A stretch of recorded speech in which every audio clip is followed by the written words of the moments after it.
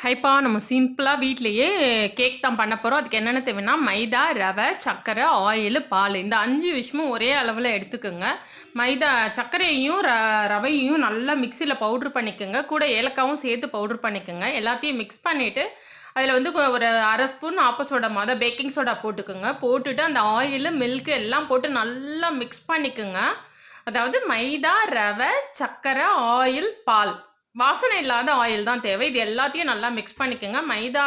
சர்க்கரையையும், ரவையும் நல்லா பொடி பண்ணிக்கங்க ஏலக்காய் போட்டு. அப்புறம் இந்த மாரி ஒரு பாத்திரம் வச்சுட்டு, இட்லி பாத்திரம் கூட வச்சுக்கலாம். ப்ரீ ஹீட் பண்ணிட்டு, அதுல வந்து நம்ம அந்த மிக்ஸ் பண்ணோம் இல்லையா? அத ஒரு பாத்திரத்துல நல்லா நெய் தடவிட்டு, கொஞ்சம் மாவும் போட்டு நல்லா டஸ்ட் பண்ணி விட்டுட்டு, அதுல நம்ம வந்து மாவு ரெடி பண்ணத தூக்கி ஊத்தி வச்சுட்டு, ஒரு 1/2 மணி நேரம் கழிச்சு பார்த்தீங்கன்னா, நல்லா வெந்து வந்திருக்கும்.